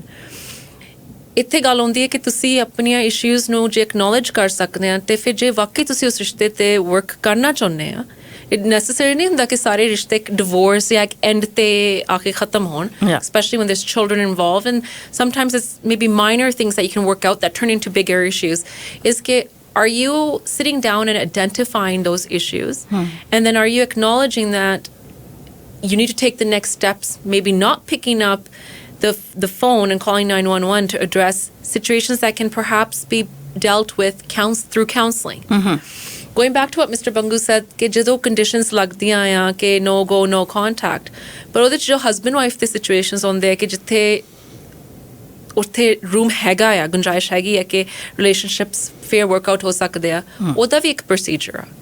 You have to go through those counseling routes and have involvement in family cases where domestic violence is on a rise. Jithe bachche involved hunde underage, uthe child services involved hundiyan. There is a procedure and you must follow that. ਇਹ ਨਹੀਂ ਕਿ ਅੱਜ ਜੇ ਤੁਸੀਂ ਇਹ situation ਨੂੰ ਹੁਣ ਇਹਦੇ ਵਿੱਚ ਆ ਗਏ ਆ ਐਂਡ ਕੱਲ੍ਹ ਨੂੰ ਤੁਸੀਂ ਜਾ ਕੇ ਜੱਜ ਦੇ ਸਾਹਮਣੇ ਜਾਂ ਕਰਾਉਨ ਦੇ ਸਾਹਮਣੇ ਕਹਿ ਦਿੱਤਾ ਕਿ ਸਤੋ ਜੀ ਗਲਤੀ ਹੋ ਗਈ ਆ, ਹੁਣ ਸਾਡੀ ਅੰਡਰਸਟੈਂਡਿੰਗ ਹੋ ਗਈ, ਉਹਨੇ ਮੈਨੂੰ ਸੌਰੀ ਕਹਿ ਦਿੱਤਾ, ਇਹਨੂੰ ਛੱਡ ਦਿਓ. ਨੋ, ਉਹ ਜਿਹੜੇ ਕੰਡੀਸ਼ਨਸ ਲਾਗੂ ਹੁੰਦੇ ਉਹ ਤੁਹਾਨੂੰ ਅਡਹੀਅਰ ਕਰਨੇ ਪੈਂਦੇ ਆ, ਖਾਸ ਕਰਕੇ ਜਦੋਂ ਆਪਣੀ ਸੇਫਟੀ ਦਾ ਵੀ ਸਵਾਲ ਹੁੰਦਾ ਔਰ ਬੱਚੇ ਜਦੋਂ ਇਨਵੋਲਵਡ ਹੁੰਦੇ ਆ. ਠੀਕ ਹੈ. Going back to what you said earlier, ਇੱਕ ਇਹ ਵੀ ਸਟਿਗਮਾ ਆਪਣੀ ਕਮਿਊਨਿਟੀ ਦੇ ਵਿੱਚ ਕਿ ਡਿਵੋਰਸ ਹੋ ਗਿਆ ਤੇ ਇਹ ਮਾੜੀ ਗੱਲ ਆ ਜਾਂ ਬ੍ਰੇਕਅਪ ਹੋ ਗਈ ਕਿਸੇ ਦੀ, ਇਹ ਮਾੜੀ ਗੱਲ ਆ. No, isn't it better to separate and live peaceful lives and have harmony, especially when there's children involved and even in your own life because it's so precious, than to end up in situations like this incident that took place this week. ਕਈ ਵਾਰੀ specially woman ਜਿਹੜੀ ਨਾ ਉਹ guilt trip 'ਚ ਚਲੀ ਜਾਂਦੀ ਹੈ, ਭਾਵੇਂ ਜੇ ਇਸ ਹਾਲਾਤ ਦੇ ਵਿੱਚ ਉਹਨੇ ਪੁਲਿਸ ਕਾਲ ਕੀਤੀ ਜਾਂ ਸ਼ਿਕਾਇਤ ਕੀਤੀ, ਕਿਸੇ ਨੂੰ ਕਹਿ ਕੇ ਕਰਾਈ ਹੋ ਸਕਦੀ ਹੈ, 911 ਕਾਲ ਕਰਤੀ ਸੀ, ਡੋਮੈਸਟਿਕ ਕੋਰਟ ਦੇ ਵਿੱਚ ਵੀ ਚਲਾ ਗਿਆ ਮਾਮਲਾ, ਬਾਅਦ ਦੇ ਵਿੱਚ ਉਹ ਗਿਲਟ ਟ੍ਰਿਪ 'ਚ ਹੈ ਕਿ ਇਹ ਮੇਰੇ ਜਿੱਦਾਂ ਦਾ ਵੀ ਹੈ ਮੇਰੇ ਨਿਆਣਿਆਂ ਦਾ ਪਿਓ ਹੈ ਜਾਂ ਜੋ ਵੀ ਹਾਲਾਤ ਨੇ, ਮੈਂ ਔਖੀ ਇਕੱਲੀ ਕਿੱਦਾਂ ਸੰਭਾਲੂੰਗੀ ਸਾਰੇ ਖਰਚੇ. ਇਹ ਚੀਜ਼ ਜਿਹੜੀ ਆ ਫਿਰ ਉਹ ਜਿੱਦਾਂ ਪਰ ਜੇ ਨੇ ਕਿਹਾ ਕਿ ਉਹ ਸੌਰੀ ਕਹਿਣ ਨੂੰ ਕੋਸ਼ਿਸ਼ ਕਰਦੇ ਆ ਕੋਰਟ ਦੇ ਵਿੱਚ, ਜੱਜ ਨੂੰ ਕਹਿਣ ਦੀ ਕੋਸ਼ਿਸ਼ ਕਰਦੇ ਕਿ ਇਹਨੂੰ ਮਾਫ਼ ਕਰ ਦਿਓ, ਇਹਨੇ ਮੈਨੂੰ ਸੌਰੀ ਕਹਿ ਤਾ, ਗੱਲ ਉੱਥੇ ਨਿਬੜਦੀ ਨਹੀਂ. ਪਰ ਮੈਂ ਇਹ ਪੁੱਛਣਾ ਚਾਹ ਰਹੀ ਹਾਂ ਕਿ ਜੇਕਰ ਉਹ ਐਕਚੁਅਲੀ ਚਾਹੇ ਕਿਸੇ ਵੀ ਰੀਜ਼ਨ ਕਰਕੇ ਜਾਂ ਫਿਰ ਉਹਨਾਂ 'ਤੇ ਦਬਾਅ ਵੀ ਬਣਾਇਆ ਗਿਆ ਹੋ ਸਕਦਾ ਜਿਹੜਾ ਕਿ ਗਲਤ ਆ, ਉਹ ਕਹਿੰਦੇ ਪੈਚ ਅਪ ਕਰ ਲਈਏ ਅਸੀਂ, ਤੇ ਪੋਸੀਬਲ ਹੈ ਜੇ ਕੋਰਟ 'ਚ ਚਲਾ ਗਿਆ ਕੇਸ ਤੇ ਉਸ ਤੋਂ ਬਾਅਦ ਫੀਮੇਲ ਵੀ ਕਹੇ ਤੇ ਮੇਲ ਵੀ ਕਹੇ ਕਿ ਅੱਛਾ ਚੱਲ ਹੁਣ ਆਪਾਂ ਇਕੱਠਿਆਂ ਨੇ ਰਹਿਣਾ ਹੈ, ਜ਼ਿੰਦਗੀ ਕੱਢਣੀ ਹੈ, ਪੈਚਅਪ ਹੋ ਸਕਦਾ ਹੈ? ਟੈਕਨੀਕਲੀ ਪੈਚਅਪ ਤੇ ਕਿਸੇ ਦਾ ਵੀ ਹੋ ਸਕਦਾ, ਇੱਕ ਵਾਰੀ ਅਲੱਗ-ਅਲੱਗ ਹੋ ਗਏ, ਬਟ ਸਾਨੂੰ ਅੰਡਰਸਟੈਂਡ ਇਹ ਕਰਨਾ ਪੈਣਾ ਹੈ ਕਿ ਜਦੋਂ ਤੁਹਾਡੇ 'ਤੇ ਕੰਡੀਸ਼ਨਸ ਲੱਗ ਗਈਆਂ, ਤੁਸੀਂ ਇੱਕ ਦੂਜੇ ਨੂੰ ਕੰਟੈਕਟ ਨਹੀਂ ਕਰ ਸਕਦੇ. ਲੀਗਲੀ ਉਹ ਜਿਹੜਾ ਸਟੇਟਮੈਂਟ ਆ ਕਿ ਅਸੀਂ ਇਕੱਠੇ ਹੋਣਾ ਚਾਹੁੰਦੇ ਹਾਂ, ਫੋਰ ਐਗਜ਼ਾਮਪਲ ਕਿ ਮੇਲ ਦੇ ਉੱਤੇ ਚਾਰਜਿਸ ਲੱਗੇ ਆ ਅਤੇ ਫੀਮੇਲ ਕੰਪਲੇਨੈਂਟ ਆ, ਉਹ ਕੰਪਲੇਨੈਂਟ ਫੀਮੇਲ ਆਟੋਮੈਟਿਕਲੀ ਅਪਰੋਚ ਕਰੇ, ਅਗਰ ਇੱਕ ਆਪਣੇ ਅਲਬਰਟਾ 'ਚ ਹੋਮ ਫਰੰਟ ਡਿਪਾਰਟਮੈਂਟ ਆ ਜਿਹੜਾ ਮੀਡੀਏਟਰੀ ਆ ਸੈਂਟਰ ਵਿੱਚ, ਕਰਾਊਨਸ ਆਫਿਸ ਐਂਡ ਕੰਪਲੇਨੈਂਟ ਦੇ ਵਿੱਚ, ਉਹਨਾਂ ਦੇ ਥਰੂ ਗੱਲ ਕਰਦੇ ਆ, ਆਪਣਾ ਮੈਸੇਜ ਪਹੁੰਚਾਉਂਦੇ ਆ. ਪਰ ਜਨਰਲੀ ਹੁੰਦਾ ਕੀ ਹੈ ਕਿ ਆਪਸ 'ਚ ਗੱਲਬਾਤ ਚੱਲ ਰਹੀ ਹੁੰਦੀ ਹੈ ਦੋਨਾਂ ਸਾਈਡਸ ਦੀ, ਜਿਵੇਂ ਤੁਸੀਂ ਕਿਹਾ ਵੱਡਿਆਂ ਦਾ ਦਬਾਅ ਹੋ ਸਕਦਾ ਹੈ, ਪਿੱਛੋਂ ਕਾਲਸ ਆਉਂਦੀਆਂ ਨੇ, ਪਿੱਛੋਂ ਕੰਟਰੀ ਤੋਂ, ਇੰਡੀਆ ਤੋਂ ਸਾਨੂੰ ਜਾਂ ਪਾਕਿਸਤਾਨ ਤੋਂ, ਕਿ ਵੀ ਤੁਸੀਂ ਅਲੱਗ ਕਿਵੇਂ ਹੋ ਸਕਦੇ ਹੋ, ਤੁਹਾਡੀ ਇੰਨੀ ਦੇਰ ਦੀ ਮੈਰਿਜ ਹੈ, ਇਹਨੂੰ ਬਚਾਓ ਕਿਸੇ ਤਰੀਕੇ. ਅਸੀਂ ਮੇਲ ਡੋਮੀਨੈਂਟ ਸੋਸਾਇਟੀ ਤੋਂ ਆਏ ਹਾਂ, ਸਾਡੇ ਮੋਸਟਲੀ ਮੇਲਸ ਕੰਮ ਕਰਦੇ ਆ, ਫੀਮੇਲਸ ਮੋਸਟਲੀ ਕੰਮ ਵੀ ਕਰਦੀਆਂ ਅਤੇ ਘਰ ਵੀ ਸੰਭਾਲਦੀਆਂ. ਉਹ ਜਦੋਂ ਬੰਦਾ ਘਰੋਂ ਜਾਂਦਾ ਹੈ ਫੋਰ ਐਗਜ਼ਾਮਪਲ ਸਪੈਸ਼ਲੀ ਇਸ ਸਿਚੁਏਸ਼ਨ 'ਚ, ਅਤੇ ਫਿਰ ਉਹ ਵੋਇਡ ਕ੍ਰੀਏਟ ਹੋ ਜਾਂਦਾ ਕਿ ਹੁਣ ਅਸੀਂ ਫਾਈਨੈਂਸ਼ੀਅਲੀ ਵੀ ਸਫਰ ਕਰਾਂਗੇ ਅਤੇ ਇਮੋਸ਼ਨਲੀ ਤਾਂ ਆਪਾਂ ਕਰਦੇ ਹੀ ਹਾਂ, ਅਤੇ ਅਗਰ ਬੱਚੇ ਆ ਤਾਂ ਫਿਰ ਬੱਚੇ ਵੀ ਸਫਰ ਕਰਦੇ ਆ. ਆਹ ਸਾਰੀਆਂ ਕੰਡੀਸ਼ਨਸ ਰਲ ਕੇ ਫਿਰ ਉਹ ਕੋਸ਼ਿਸ਼ ਕਰਦੇ ਆ ਕਈ ਵਾਰੀ ਕਿ ਅਸੀਂ ਵਾਪਸ ਇਕੱਠੇ ਹੋ ਜਾਈਏ. ਹੁਣ ਇਕੱਠੇ ਹੋਣਾ ਪੋਸੀਬਲ ਤਾਂ ਹੈਗਾ, ਬਟ ਕਰਾਊਨਸ ਆਫਿਸ ਜਿਹੜਾ ਆ ਉਹ ਦੇ don't just take it on your face value ਕਿ ਤੁਸੀਂ ਕਹਿ ਰਹੇ ਹੋ ਕਿ ਅਸੀਂ ਇਕੱਠੇ ਹੋਣਾ ਚਾਹੁੰਦੇ ਤੇ ਉਹ ਕਹਿਣਗੇ ਓਕੇ ਫਾਈਨ ਇਹੀ ਪ੍ਰੋਸੈਸ ਸੀਗਾ ਹੁਣ ਤੁਹਾਨੂੰ ਅਸੀਂ ਇਕੱਠੇ ਕਰ ਦਿੰਨੇ ਆ। ਉਹ ਆਪਣੇ ਲੈਵਲ ਤੇ ਇਨਵੈਸਟੀਗੇਟ ਕਰਦੇ ਆ ਕਿ ਤੈਨੂੰ ਕਿਸੇ ਨੇ ਦਬਾਅ ਤਾਂ ਨਹੀਂ ਪਾਇਆ। ਉਹ ਕਈ ਵਾਰੀ ਪੁਲਿਸ ਇੰਟਰਵਿਊਜ਼ ਵੀ ਕੰਡਕਟ ਕਰਦੇ ਆ। ਇਨਵੈਸਟੀਗੇਟਿੰਗ ਆਫਿਸਰ ਇਕੱਲੇ ਕੰਪਲੇਨੈਂਟ ਨੂੰ ਮਿਲਦਾ ਵੀ ਆ ਤੇ ਪਤਾ ਕਰਨ ਦੀ ਕੋਸ਼ਿਸ਼ ਕਰਦਾ ਹੈ ਕਿ ਕੀ ਤੁਸੀਂ ਇਹ ਕਿਸੇ ਦੇ ਕਹਿਣ ਤੇ ਕਹਿ ਰਹੇ ਹੋ ਜਾਂ ਤੁਸੀਂ ਆਪਣੇ ਵੱਲੋਂ ਬੈਕ ਆਊਟ ਕਰ ਰਹੇ ਹੋ ਜਾਂ ਤੁਸੀਂ ਚਾਹੁੰਦੇ ਹੋ ਕਿ ਤੁਸੀਂ ਵਾਪਸ ਰੈਕਨਸਾਈਲ ਕਰ ਲਓ ਇੱਕ ਦੂਜੇ ਨਾਲ। ਤੇ ਬਹੁਤੇ ਕੇਸਾਂ ਦੇ ਵਿੱਚ ਤਾਂ ਮੈਨੂੰ ਸਾਡੀ ਸਿਚੁਏਸ਼ਨ ਦੇ ਵਿੱਚ ਸਾਨੂੰ ਪਤਾ ਹੈ ਕਿ ਉਹ ਇੱਕ ਦੂਜੇ ਤੇ ਦਬਾਅ ਹੁੰਦਾ ਆ ਜਾਂ ਇਮੋਸ਼ਨਲੀ ਸਫਰ ਕਰ ਰਹੇ ਹੁੰਦੇ ਆ ਸਾਰੇ। ਬਟ ਅਗੇਨ ਯੈਸ ਪੋਸੀਬਿਲਿਟੀ ਹੈਗੀ ਆ। ਮੋਸਟਲੀ ਫਰਸਟ ਟਾਈਮਰਸ ਨੂੰ ਚਾਂਸ ਦੇ ਦਿੰਦੇ ਆ। ਉਹ ਵੀ ਚਾਹੁੰਦੇ ਆ ਕਿ ਕਿਸੇ ਦਾ ਘਰ ਨਾ ਟੁੱਟੇ ਅਗਰ ਬੱਚੇ ਆ। ਬਟ ਅਸੀਂ ਕੋਸ਼ਿਸ਼ ਸਾਨੂੰ ਇਹ ਕਰਨੀ ਚਾਹੀਦੀ ਹੈ ਕਿ ਅਸੀਂ ਉੱਥੋਂ ਤੱਕ ਪਹੁੰਚੀਏ ਨਾ। ਅਗਰ ਸੱਚੀ ਮੁੱਚੀ ਅਸੀਂ ਇੱਕ ਦੂਜੇ ਨਾਲ ਨਹੀਂ ਰਹਿ ਸਕਦੇ ਤੇ ਸਾਨੂੰ ਕੋਈ ਰਾਹ ਲੱਭਣਾ ਚਾਹੀਦਾ ਕਿ ਅਸੀਂ ਐਮੀਕੇਬਲੀ ਅਲੱਗ ਹੋ ਜਾਈਏ। ਅਗਰ ਨਹੀਂ ਪੋਸੀਬਲ ਹੈਗਾ ਅਲੱਗ ਵੀ ਨਹੀਂ ਹੋਣਾ, ਤੁਸੀਂ ਇਕੱਠੇ ਨਹੀਂ ਵੀ ਰਹਿ ਸਕਦੇ, ਐਵੀਨਿਊਜ਼ ਹੈਗੇ ਆ। ਤੁਸੀਂ ਲਾਇਰਸ ਨੂੰ ਕੰਸਲਟ ਕਰਕੇ, ਅਸੀਂ ਕ੍ਰਿਮੀਨਲ ਲਾਇਰਸ ਆ ਬਟ ਫੈਮਿਲੀ ਲਾਇਰਸ ਵੀ ਹੁੰਦੇ ਆ, ਤੁਸੀਂ ਮਿਲ ਕੇ ਕਿਸੇ ਤਰ੍ਹਾਂ ਦੇ ਐਗਰੀਮੈਂਟ 'ਚ ਆ ਸਕਦੇ ਹੋ ਕਿ ਤੁਸੀਂ ਇੱਕ ਦੂਜੇ ਨੂੰ ਸਪੋਰਟ ਵੀ ਕਰ ਸਕਦੇ ਹੋ। ਬੱਚਿਆਂ ਦੀ ਵੀ ਗਰੋਥ ਪ੍ਰੋਪਰਲੀ ਹੋ ਸਕਦੀ, ਉਹ ਵੀ ਸਫਰ ਨਾ ਕਰਨ ਤੇ ਤੁਸੀਂ ਇੱਕ ਦੂਜੇ ਦੇ ਨਾਲ ਇਨ ਟੱਚ ਵੀ ਰਹਿ ਸਕਦੇ ਹੋ। ਔਰ ਇਦਾਂ ਦੇ ਪ੍ਰਬੰਧ ਹੈਗੇ ਆ ਮਿਸਟਰ ਪੰਗੂ, ਐਮੀਕੇਬਲੀ ਤੁਸੀਂ ਵੱਖ ਹੋ ਸਕਦੇ ਹੋ। ਕਈ ਵਾਰੀ ਤਾਂ ਕੋਈ ਰੀਜ਼ਨ ਵੀ ਦੇਣ ਦੀ ਲੋੜ ਨਹੀਂ ਹੁੰਦੀ, ਬਸ ਸਾਡੀ ਬਣਦੀ ਨਹੀਂ ਜੀ ਅਸੀਂ ਵੱਖ ਹੋਣਾ ਆ। ਨਹੀਂ ਐਡਵਾਈਸ ਕਰੂੰਗਾ ਜਿਹੜੀ ਚੀਜ਼ ਦਾ ਮੈਨੂੰ ਨਹੀਂ ਪਤਾ, but under family law excuses ਵੀ ਹੈਗੇ ਆ ਕਿ ਤੁਸੀਂ ਤੁਹਾਡੀ ਬਣਦੀ ਨਹੀਂ ਜਾਂ ਕੋਈ ਰੀਜ਼ਨਸ ਨੇ ਤੁਸੀਂ ਨਹੀਂ ਇਕੱਠੇ ਰਹਿ ਸਕਦੇ। ਤੁਸੀਂ either in form of a written agreement or otherwise ਵੀ ਤੁਸੀਂ ਅਲੱਗ ਹੋ ਸਕਦੇ ਹੋ ਤੇ ਇੱਕ ਦੂਜੇ ਤੋਂ ਅਲੱਗ-ਅਲੱਗ ਰਹਿ ਸਕਦੇ ਹੋ ਤੇ ਆਈ ਮੀਨ ਆਪਣੀ ਲਾਈਫ ਕੱਢ ਸਕਦੇ ਹੋ rather than going through court and spending money. ਕਿਉਂਕਿ at the end of it ਤੁਸੀਂ ਇਕੱਠੇ ਵੀ ਹੋ ਗਏ ਕੋਰਟ ਤੋਂ ਬਾਅਦ, ਕ੍ਰਿਮੀਨਲ ਕੋਰਟ 'ਚ ਜਾ ਕੇ you will end up losing lot of money, time, wasting resources, and then you come back to the same spot and mostly it's a never ending loop like I said earlier। ਤੇ ਉਹ crime ਬਣਦਾ ਜਾਂਦਾ ਜੋ ਤੁਸੀਂ conditions breach ਕਰਤੀਆਂ, ਗਾਂ ਹੋਰ ਕੋਈ ਹਰਕਤ ਕਰ ਦਿੱਤੀ ਤੇ ਇਹ ਅੱਗੇ ਕ੍ਰਿਮੀਨਲ ਫਿਰ ਕੋਰਟਸ ਜੀ। ਕਿ ਸਾਡੇ ਮੋਸਟਲੀ ਹੁਣ ਪ੍ਰੋਬਲਮ ਇਹ ਵੀ ਹੁੰਦੀ ਹੈ ਕਿ ਅਸੀਂ ਜਦੋਂ ਆਉਂਦੇ ਆ ਇੱਥੇ ਤੇ ਅਗਰ ਆਉਂਦਿਆਂ ਹੀ ਜਾਂ ਸਿਟੀਜ਼ਨ ਹੋਣ ਤੋਂ ਪਹਿਲਾਂ ਅਗਰ ਅਸੀਂ ਇਹੋ ਜਿਹਾ ਕੁਝ ਕਰ ਬੈਠੇ ਆ ਸਾਡੀ ਇਮੀਗ੍ਰੇਸ਼ਨ ਵੀ ਇਫੈਕਟ ਹੁੰਦੀ ਆ।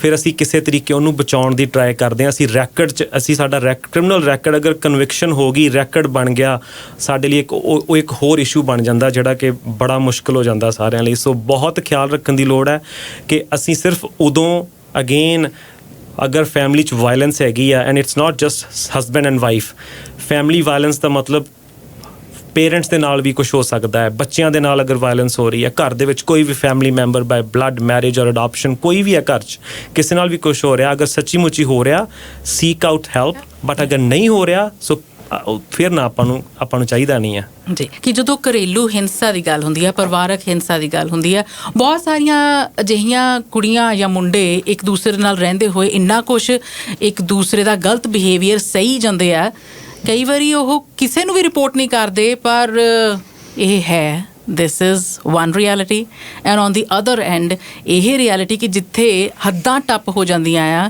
ਔਰ ਪਾਣੀ ਸਿਰ ਤੋਂ ਲੰਘ ਜਾਂਦਾ ਹੈ ਤੇ ਕ੍ਰਿਮੀਨਲ ਅਫੈਂਸ ਜਿਹੜੇ ਆ ਉਹ ਲੱਗ ਜਾਂਦੇ ਆ ਕਿਸੇ ਇੱਕ ਦੇ ਵਾਸਤੇ, ਚਾਰਜਿਸ ਅਜਿਹੇ ਜਿਹੜੇ ਫਿਰ ਕੋਰਟ ਦੇ ਮਾਮਲੇ ਜਾਂ ਜੇਲ੍ਹ ਹੋ ਜਾਣਾ। ਹੁਣ ਮਿਸਟਰ ਪੰਗੂ ਅਸੀਂ ਇਹ ਵੀ ਜਾਣਨਾ ਚਾਹਾਂਗੇ ਕਿ ਕਿਹੜੀਆਂ ਚੀਜ਼ਾਂ ਅਜਿਹੀਆਂ ਨੇ ਜਿਹੜੀਆਂ ਕਿ ਕ੍ਰਿਮੀਨਲ ਐਕਟੀਵਿਟੀ ਕੰਸੀਡਰ ਕੀਤੀਆਂ ਜਾਂਦੀਆਂ, ਜਾਣੇ ਅਣਜਾਣੇ ਅਸੀਂ ਕਰ ਬੈਠਦੇ ਹਾਂ ਜਾਂ ਕਹਿ ਬੈਠਦੇ ਹਾਂ ਔਰ ਸਾਨੂੰ ਪਤਾ ਹੀ ਨਹੀਂ ਕਿ ਇਹ what will it lead to। ਕਈ ਵਾਰੀ ਸਮਝਦੇ ਹਾਂ ਕਿ ਕਈ ਅਸੀਂ ਜਿਹੜੀਆਂ ਗੱਲਾਂ ਕਿਸੇ ਨੂੰ ਕਹਿੰਦੇ ਆ ਉਹ ਨਾਰਮਲ ਨੇ ਕਿਉਂਕਿ ਸਾਡੀ ਕਮਿਊਨਿਟੀ 'ਚ ਨਾਰਮਲ ਆ, ਪਰ ਉਹ ਨਾਰਮਲ ਨਹੀਂ ਹੁੰਦੀਆਂ, ਕਈ ਵਾਰੀ ਉਹ ਕ੍ਰਿਮੀਨਲ ਹੋ ਜਾਂਦੀਆਂ। ਫੋਰ ਐਗਜ਼ਾਮਪਲ ਥ੍ਰੈਟ ਕਰਨਾ ਕਿਸੇ ਨੂੰ, ਸਾਡੇ ਆਮ ਹੀ ਆਪਾਂ ਕਹਿ ਦਿੰਦੇ ਕਿਸੇ ਨੂੰ ਕਿ ਮੈਂ ਤੈਨੂੰ ਇੱਦਾਂ ਕਰ ਦੂੰ ਉੱਦਾਂ ਕਰ ਦੂੰ। ਅਗਰ ਅਗਲਾ ਬੰਦਾ ਇਹਨੂੰ ਐਜ਼ ਅ ਥ੍ਰੈਟ ਪਰਸੀਵ ਕਰ ਰਿਹਾ, ਉਹਨੂੰ ਲੱਗ ਰਿਹਾ ਕਿ ਇਹਨੇ ਸੱਚੀ ਮੁੱਚੀ ਮੇਰੇ ਵੱਲ ਥ੍ਰੈਟ ਕੀਤਾ, ਡਜ਼ਨਟ ਮੈਟਰ ਤੁਸੀਂ ਉਹਦੇ ਵੱਲ ਪੁਆਇੰਟ ਕੀਤਾ ਜਾਂ ਨਹੀਂ ਕੀਤਾ, ਰੂਮ 'ਚ ਤੁਸੀਂ ਕਹਿੰਦੇ ਹੋ ਜਨਰਲੀ, ਉਹ ਬੇਸਿਕਲੀ ਦੈਟਸ ਕ੍ਰਿਮੀਨਲ। ਤੁਹਾਡੇ ਤੇ ਚਾਰਜਿਸ ਲੱਗ ਸਕਦੇ ਆ ਅਟਰਿੰਗ ਥ੍ਰੈਟਸ ਤੇ। ਕੋਈ ਸਾਨੂੰ ਕਹਿ ਰਿਹਾ ਕਿ ਸਾਨੂੰ ਕੰਟੈਕਟ ਨਾ ਕਰੋ, ਅਸੀਂ ਫਿਰ ਵੀ ਉਹਦੇ ਪਿੱਛੇ ਪੈ ਰਹਿੰਦੇ ਆ, ਨਾਟ ਫਿਜ਼ੀਕਲੀ ਈਵਨ ਇਲੈਕਟ੍ਰੋਨਿਕਲੀ ਅਸੀਂ ਉਹਨਾਂ ਨੂੰ ਵਾਰ-ਵਾਰ ਮੈਸੇजेस ਘੱਲੀ ਜਾਂਦੇ ਆ, ਸਟਾਕ ਕਰਨਾ। ਸੋ ਉਹ ਹਰਾਸਮੈਂਟ ਦੇ ਵਿੱਚ ਆ ਸਕਦਾ, ਸੋ ਤੁਹਾਡੇ ਤੇ ਕ੍ਰਿਮੀਨਲ ਚਾਰਜਿਸ ਲੱਗ ਸਕਦੇ ਆ। ਅਸੌਲਟ ਸਭ ਤੋਂ ਕਾਮਨ ਤੇ ਸਭ ਤੋਂ ਵੱਡੀ ਇਸ਼ੂ ਆ ਸਾਡੀ ਕੈਨੇਡਾ ਦੀ ਪੂਰੇ ਸਾਰੇ ਕ੍ਰਿਮੀਨਲ ਜਸਟਿਸ ਸਿਸਟਮ ਦੀ ਸਭ ਤੋਂ ਕਾਮਨ ਜਿਹੜਾ ਚਾਰਜ ਅਸੀਂ ਦੇਖਦੇ ਹਾਂ ਉਹ ਅਸੌਲਟ ਆ। ਅਸੀਂ ਕਈ ਵਾਰੀ ਸੋਚਦੇ ਹਾਂ ਕਿਸੇ ਨੂੰ ਮਾੜਾ ਜਿਹਾ ਹੱਥ ਹੀ ਲਾਇਆ ਸੀ, ਮੇਰੇ ਤੇ ਅਸੌਲਟ ਕਿਵੇਂ, ਰਾਈਟ। ਸੋ ਕਈ ਵਾਰੀ ਅਸੀਂ ਕਹਿ ਦਿੰਦੇ ਹਾਂ ਸਾਡਾ ਚਾਰਜ ਲੱਗ ਗਿਆ ਅਸੌਲਟ ਵਿਦ ਵੈਪਨ, ਪਰ ਮੇਰੇ ਕੋਲ ਤੇ ਵੈਪਨ ਹੀ ਨਹੀਂ ਸੀਗਾ। ਮੇਰੇ ਕੋਲ ਇੱਕ ਇਹੋ ਜਿਹੀ ਐਗਜ਼ਾਮਪਲ ਆ, ਉਸ ਕੇਸ 'ਚ wife was on the receiving and, ਉਹਦੇ ਤੇ ਚਾਰਜਿਸ ਲੱਗੇ ਸੀ, ਝਗੜਾ ਹੋ ਗਿਆ, ਉਹਨੇ ਜਾਂਦੇ ਆਪਣੇ ਹਸਬੈਂਡ ਦੇ ਪਿੱਛੇ ਆਪਣਾ ਸ਼ੂ ਲਾ ਕੇ ਮਾਰਿਆ, ਉਹਦੇ ਲੱਗ ਗਿਆ। ਉਹ ਕੈਮਰੇ 'ਚ ਵੀ ਰਿਕਾਰਡ ਹੋ ਗਿਆ, ਉਹਨਾਂ ਦੇ ਘਰ ਕੈਮਰਾ ਲੱਗਿਆ ਸੀ। ਜਦੋਂ ਫਿਰ ਉਹਨੇ ਮੁੰਡੇ ਨੇ ਬਾਹਰ ਜਾ ਕੇ ਪੁਲਿਸ ਕੰਪਲੇਂਟ ਕਰ ਦਿੱਤੀ, ਬਣਦੀ ਵੀ ਸੀਗੀ। ਜਦੋਂ ਆਈ ਉਹਨਾਂ ਨੇ ਦੇਖਿਆ, ਉਹਨਾਂ ਨੇ ਉਹਨੂੰ ਅਸੌਲਟ ਵਿਦ ਵੈਪਨ ਨਾਲ ਚਾਰਜ ਕੀਤਾ, ਜਿਹੜਾ ਕਿ ਬਹੁਤ ਬਹੁਤ ਸੀਰੀਅਸ ਅਫੈਂਸ ਆ। ਸੋ ਸਾਨੂੰ ਕਈ ਵਾਰੀ ਲੱਗਦਾ ਹੈ ਕਿ ਵੀ ਇਹ ਮਾੜੀ ਜੀ ਗੱਲ ਸੀਗੀ, ਪਰ ਉਹ ਕ੍ਰਿਮੀਨਲ ਐਕਟੀਵਿਟੀ 'ਚ ਕਨਵਰਟ ਹੋ ਜਾਂਦੀ ਆ। ਸੋ ਇਹੋ ਜਿਹੀਆਂ ਛੋਟੀਆਂ ਸਾਡੇ ਲਈ ਗੱਲਾਂ ਐਕਚੁਅਲ ਦੇ ਵਿੱਚ ਉਹ ਕ੍ਰਿਮੀਨਲ ਕੋਡ ਦੇ ਅੰਡਰ ਉਹ ਚਾਰਜਸ ਹੈ, ਕ੍ਰਿਮੀਨਲ ਚਾਰਜਸ ਆ। ਸੋ ਅਨਫੋਰਚੂਨੇਟਲੀ ਸਾਨੂੰ ਇਹ ਸਮਝਣਾ ਪੈਣਾ ਕਿ ਅਸੀਂ ਕਿਸੇ ਨੂੰ ਵੀ ਧਮਕਾ ਨਹੀਂ ਸਕਦੇ, ਕਿਸੇ ਨੂੰ ਬਿਨਾਂ ਗੱਲ ਤੋਂ ਟੱਚ ਨਹੀਂ ਕਰ ਸਕਦੇ। ਸੋ ਸੈਕਸ਼ੂਅਲ ਅਸੌਲਟ ਅਗੇਨ ਇੱਕ ਬੜਾ ਟੈਬੂਡ ਸਬਜੈਕਟ ਆ, ਬਟ ਬਹੁਤੇ ਲੋਕੀ ਸਾਹਮਣੇ ਨਹੀਂ ਆਉਂਦੇ, ਔਰ ਫੈਮਲੀਜ਼ ਦੇ ਵਿੱਚ ਵੀ ਹੁੰਦਾ ਆ ਤੇ ਸਾਰੀਆਂ ਕਮਿਊਨਿਟੀਜ਼ ਦੇ ਵਿੱਚ ਹੁੰਦਾ ਆ। ਬਟ ਅਗੇਨ ਬਾਹਰ ਆਉਣਾ ਬੜਾ ਮੁਸ਼ਕਲ ਹੁੰਦਾ, ਇਸੇ ਕਰਕੇ ਇਹਦੇ 'ਤੇ ਕੋਈ ਲਿਮਿਟੇਸ਼ਨ ਨਹੀਂ, ਕੋਈ ਜਦੋਂ ਮਰਜ਼ੀ ਆ ਸਕਦਾ। ਇਹ ਨਹੀਂ ਕਹਿ ਸਕਦਾ ਅਗਲਾ ਕਿ ਵੀ ਇਹਨੂੰ ਤਾਂ 15 ਸਾਲ ਹੋ ਗਏ, 20 ਸਾਲ ਹੋ ਗਏ। ਸੋ ਇਸ ਕਰਕੇ ਇਹੋ ਜਿਹੀਆਂ ਚੀਜ਼ਾਂ ਜਿਹੜੀਆਂ ਕਿ ਸਾਡੇ ਲਈ ਹੋ ਸਕਦਾ ਅਸੀਂ ਨਾਰਮਲਾਈਜ਼ ਕੀਤੀਆਂ ਹੁਣ ਘਰਾਂ ਦੇ ਵਿੱਚ, ਬਟ ਉਹ ਕ੍ਰਿਮੀਨਲ ਚਾਰਜਸ ਨੇ। ਸੋ ਸਾਨੂੰ ਇਹਨਾਂ ਤੋਂ ਗੁਰੇਜ਼ ਕਰਨਾ ਚਾਹੀਦਾ। ਠੀਕ ਹੈ, most of the time we hear, ਔਰ ਇਹ ਰਿਐਲਿਟੀ ਵੀ ਹੈ, reported cases and the numbers ਜਿਹੜੀਆਂ ਕਿ ਵੂਮਨ ਰਿਪੋਰਟ ਕਰਦੀਆਂ, they are the victim. But on the other side ਹੁਣੇ ਐਗਜ਼ਾਮਪਲ ਸਾਨੂੰ ਮਿਸਟਰ ਪੰਗੂ ਨੇ ਵੀ ਦਿੱਤੀ ਹੈ ਔਨ ਦੀ ਰਿਸੀਵਿੰਗ ਐਂਡ ਕੌਣ ਸੀਗਾ, ਆਦਮੀਆਂ ਨਾਲ ਵੀ ਹੁੰਦਾ ਆ। ਆਫ ਕੋਰਸ ਹੁੰਦਾ ਆ, ਜੋ ਆਪਣੀ ਕਮਿਊਨਿਟੀ ਦੇ ਬੰਦੇ ਆ ਉਹ ਇਸ ਚੀਜ਼ ਨੂੰ ਘੱਟ ਰਿਪੋਰਟ ਕਰਦੇ ਆ। ਜਦੋਂ ਤੁਸੀਂ ਕਹਿ ਲਓ ਕਿ ਉਹਨਾਂ maybe it's an ego, a male ego thing, ਜਾਂ ਉਹਨਾਂ ਨੂੰ ਲੱਗਦਾ ਹੈ ਕਿ ਜਿਹੜੀ ਆਪਣੀ ਸੋਸਾਇਟੀ ਦੀ ਅਪਬ੍ਰਿੰਗਿੰਗ ਆ, ਨੋਰਮ ਆ ਕਿ ਮਰਦ ਬਣੋ, ਲੇਡੀਜ਼ ਇੱਦਾਂ ਕਰਦੀਆਂ ਹੁੰਦੀਆਂ। ਬਟ ਅਸੀਂ ਜੋ ਦੇਖਦੇ ਹਾਂ, ਜਿਹੜੇ ਇਨ ਕਸਟਡੀ ਹੁੰਦੇ ਆ ਉਹ ਜ਼ਿਆਦਾ ਮੇਲਸ ਹੁੰਦੇ ਆ। ਮੇਰੇ ਖਿਆਲ 'ਚ ਮੈਂ ਕਦੇ ਕੋਈ ਆਪਣੀ ਕਮਿਊਨਿਟੀ 'ਚੋਂ ਫੀਮੇਲ ਇਨ ਕਸਟਡੀ ਹਾਲੇ ਤੱਕ ਨਹੀਂ ਦੇਖੀ, ਬਟ ਔਨ ਐਵਰੇਜ ਮੈਂ ਮੇਲਸ ਕਾਫੀ ਦੇਖੇ ਆ।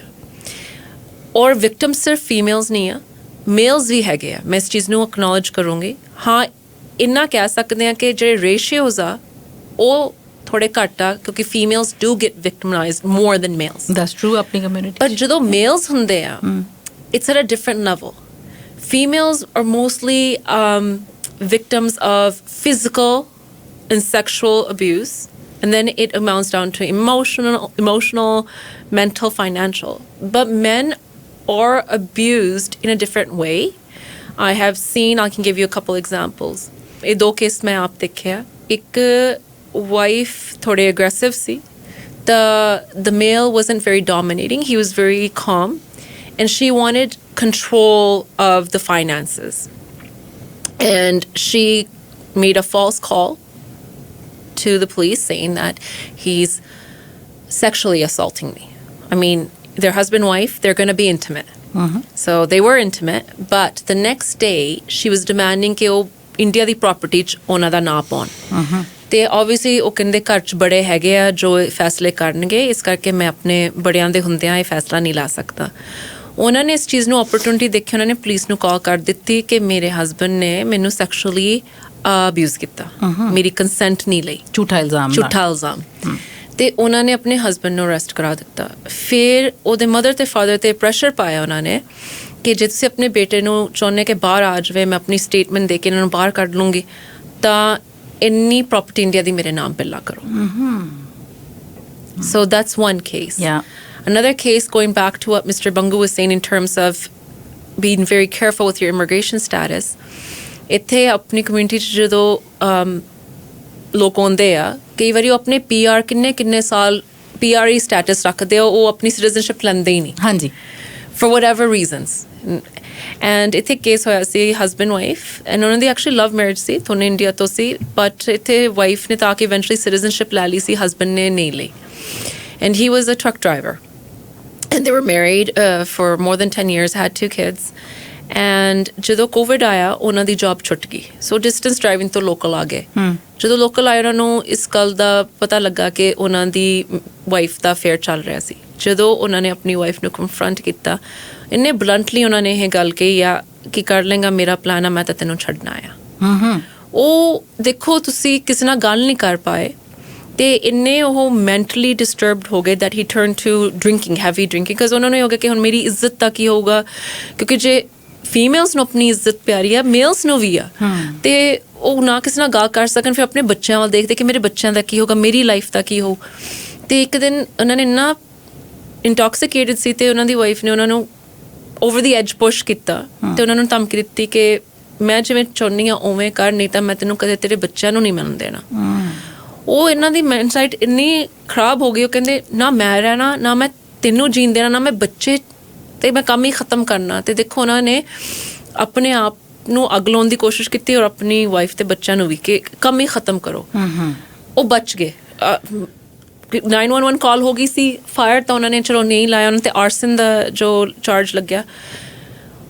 ਦੇਖੋ ਹਾਲਾਂਕਿ ਉਹਨਾਂ ਦੀ ਜੋ ਵਾਈਫ ਸੀ ਉਹਨਾਂ ਨੇ ਉਹਨਾਂ ਨੂੰ ਇੰਸਟੀਗੇਟ ਕੀਤਾ, ਬਟ ਉਹਨਾਂ ਨੂੰ ਜੇਲ ਟਾਈਮ ਸਰਵ ਕਰਕੇ ਇੱਥੋਂ ਡਿਪੋਰਟ ਕੀਤਾ ਗਿਆ। ਡਿਪੋਰਟ ਹੋ ਗਏ। Yeah, so that's a victim and he's a male. ਉਹਨਾਂ ਦਾ ਕੀ ਕਸੂਰ ਸੀ? Right? ਇੱਥੇ once again going back to what you were saying earlier ਕਿ ਜੇ ਤੁਹਾਡੀ ਆਪਸ 'ਚ ਨਹੀਂ ਬਣਦੀ or you no longer want to be together, ਇੱਕ ਸਿਵਲ ਤਰੀਕਾ ਆ, ਰਿਸਪੈਕਟਫੁਲੀ ਅਲੱਗ ਹੋ ਜਾਓ and start your lives peacefully. ਬਿਲਕੁਲ। ਜੇਕਰ ਡੋਮੈਸਟਿਕ ਵਾਇਲੈਂਸ ਹੈ, ਇੱਕ ਦੂਸਰੇ ਨਾਲ ਲੜਾਈ ਝਗੜੇ ਨੇ ਔਰ ਸ਼ਿਕਾਇਤਾਂ ਵੀ ਨੇ ਔਰ ਉਹ ਇਸ ਕਦਰ ਕਿ ਆਪਣੀ ਦਹਲੀਜ਼ ਤੋਂ ਬਾਹਰ ਜਾ ਚੁੱਕੀਆਂ ਨੇ, ਇਹਦੇ 'ਚ ਕੋਈ ਸ਼ਰਮ ਮਹਿਸੂਸ ਕਰਨ ਵਾਲੀ ਗੱਲ ਵੀ ਨਹੀਂ, ਕਿਉਂਕਿ ਜਿੱਥੇ ਰਿਸਕ ਹੈ ਜਾਂ ਜਿੱਥੇ ਡੇਂਜਰ ਹੈ ਜਾਂ ਜਿੱਥੇ ਇਹ ਮਹਿਸੂਸ ਹੁੰਦਾ ਹੈ ਕਿ ਹੁਣ ਇਹ ਹਾਲਾਤ ਹੋਰ ਜਰੇ ਨਹੀਂ ਜਾਣੇ, ਇੱਕ ਦੂਸਰੇ ਨਾਲ ਨਹੀਂ ਬਣਦੀ, ਮੈਨੂੰ ਰੋਜ਼ ਦੇ ਰੋਜ਼ ਇੱਕ ਦੂਸਰੇ ਦੇ ਨਾਲ ਇੱਦਾਂ ਲੜਨਾ ਝਗੜਨਾ ਚੰਗਾ ਨਹੀਂ ਲੱਗ ਰਿਹਾ ਜਾਂ ਧਮਕੀਆਂ ਹੋਣ ਲੱਗ ਗਈਆਂ, ਤਾਂ ਮੈਨੂੰ ਲੱਗਦਾ ਕਿ ਉੱਥੇ ਹੈਲਪ ਲੈਣੀ ਜ਼ਰੂਰੀ ਹੈ, ਸਪੋਰਟ ਅਵੇਲੇਬਲ ਹੈਗੀ ਹੈ। ਜੇ ਹੁਣ ਇਹ ਵੀ ਸਾਨੂੰ ਦੱਸੋ ਕਿ ਜਦੋਂ ਕੋਈ ਚਾਰਜਸ ਲੱਗ ਜਾਂਦੇ ਆ ਇੱਦਾਂ ਦੇ ਡੋਮੈਸਟਿਕ ਵਾਇਲੈਂਸ ਦੇ ਜਾਂ ਕਨਵਿਕਸ਼ਨ ਹੋ ਜਾਂਦੀ, ਉਹਦੇ ਵੀ ਤਾਂ ਕੌਨਸੀਕੁਐਂਸਿਸ ਗਾਂ ਹੁੰਦੇ ਜਿਹੜੇ ਇਫੈਕਟ ਕਰਦੇ ਆ। ਸੋ ਜਦੋਂ ਸਪੋਜ਼ ਕਰੋ ਕਿ ਮੈਟਰ ਟ੍ਰਾਇਲ ਤੇ ਨਹੀਂ ਜਾਂਦਾ, ਰਿਜ਼ੋਲਵ ਹੋ ਜਾਂਦਾ ਆ ਕਿ ਕਰਾਊਨ ਆਪਣੀ ਪੋਜੀਸ਼ਨ ਦਿੰਦੇ ਆ ਤੇ ਚਲੋ ਗਿਲਟੀ ਪਲੀ ਹੋ ਜਾਂਦੀ ਆ, ਇਹਦਾ ਮਤਲਬ ਇਹ ਨਹੀਂ ਕਿ ਜੇ ਉਹ ਮੈਟਰ ਟ੍ਰਾਇਲ ਤੇ ਨਹੀਂ ਗਿਆ ਤਾਂ ਉਸ ਇਨਸਾਨ ਦਾ ਕ੍ਰਿਮੀਨਲ ਰੈਕੋਰਡ ਨਹੀਂ ਬਣੂਗਾ। ਟ੍ਰਾਇਲ ਤੇ ਮੈਟਰਸ ਉਦੋਂ ਜਾਂਦੇ ਆ ਜਦੋਂ ਕੋਈ ਵੀ ਅਕਿਊਜ਼ਡ ਕਬੂਲ ਨਹੀਂ ਕਰ ਰਿਹਾ ਕਿ ਮੈਂ ਇਹ ਕੀਤਾ ਆ, ਜੋ ਚਾਰਜਸ ਮੇਰੇ ਤੇ ਲੱਗੇ ਆ, ਫਿਰ ਉਹ ਥੋੜੀ ਓਪਰਚੁਨਿਟੀ ਹੁੰਦੀ ਹੈ ਕਿ ਟ੍ਰਾਇਲ ਤੇ ਜਾ ਕੇ ਪ੍ਰੂਵ ਕਰਨਾ ਕਿ ਜੋ ਐਲੀਗੇਸ਼ਨਸ ਮੇਰੇ ਤੇ ਲੱਗੇ ਆ ਉਹ ਫਾਲਸ ਆ ਤੇ this is how am going to prove ਦਮ।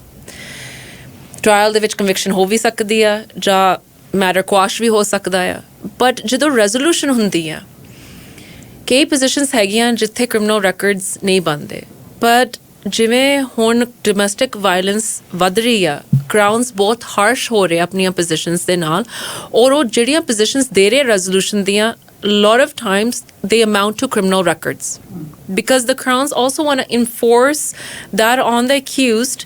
Okay, what is the importance and significance of this and how to obviously prevent it? ਹੁਣ ਆਪਣੀ ਕਮਿਊਨਿਟੀ ਦੇ ਵਿੱਚ ਜੋ ਮੈਜੋਰਿਟੀ ਬੰਦੇ ਹੈਗੇ ਆ, ਉਹਨਾਂ ਦਾ ਕੰਮ ਕਿਤੇ ਨਾ ਕਿਤੇ ਫॉर ਐਗਜ਼ਾਮਪਲ ਟਰਾਂਸਪੋਰਟੇਸ਼ਨ ਦੇ ਨਾਲ ਲਿੰਕ ਆ, ਖਾਸ ਕਰਕੇ ਜਿਹੜੇ ਟਰੱਕ ਡਰਾਈਵਰਸ ਆ, ਜਿਹੜੇ ਲੌਂਗ ਡਿਸਟੈਂਸ ਚਲਾਉਂਦੇ ਆ।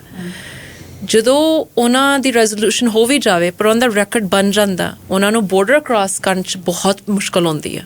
That impacts there livelihood.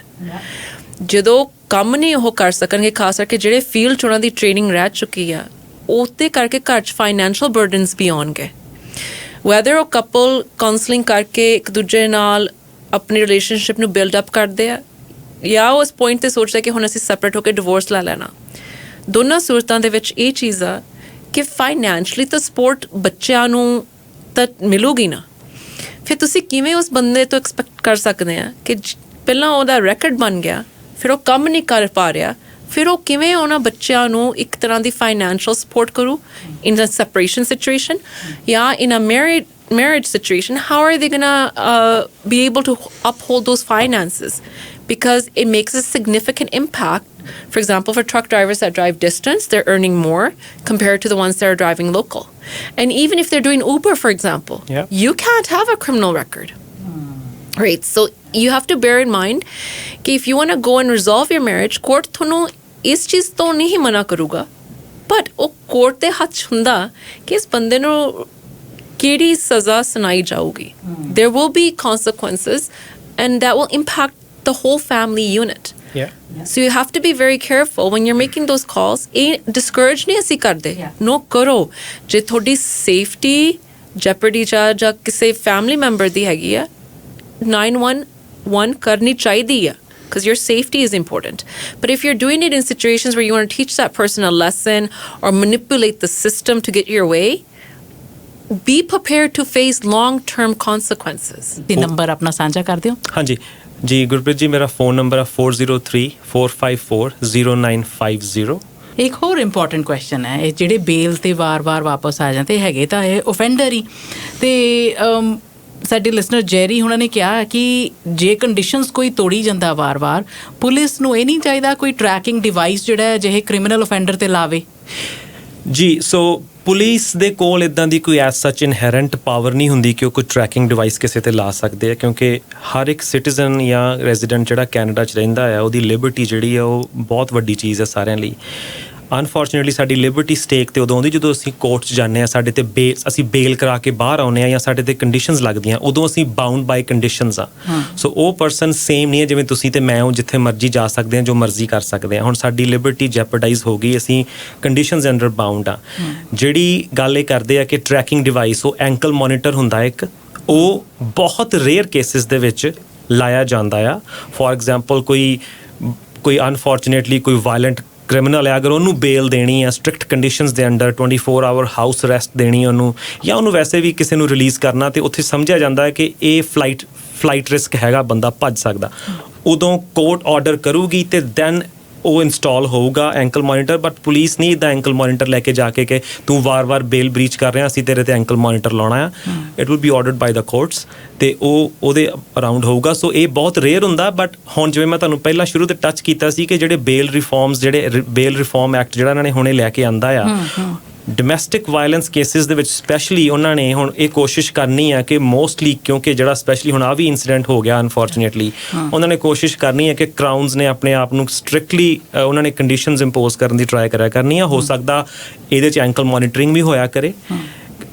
Again ਉਹਦੀ ਕਾਸਟ ਅਕਿਊਜ਼ਡ ਨੂੰ ਬੇਅਰ ਕਰਨੀ ਪੈਂਦੀ ਆ, ਸੋ ਸਾਰੇ ਉਹ ਅਫੋਰਡ ਵੀ ਨਹੀਂ ਕਰ ਪਾਉਂਦੇ। ਸੋ ਦੇਖਣਾ ਪੈਂਦਾ ਹੈ ਕਿ ਕਿਸ ਕੰਡੀਸ਼ਨਸ ਦੇ ਵਿੱਚ ਕਿਹੜੀਆਂ ਕੰਡੀਸ਼ਨਸ ਲਾਈਆਂ ਜਾ ਸਕਦੀਆਂ ਤੇ ਉਹ ਕਿੰਨੀਆਂ ਕੁ ਓਨਰਸ ਆ ਅਕਿਊਜ਼ ਦੇ ਉੱਤੇ ਵੀ।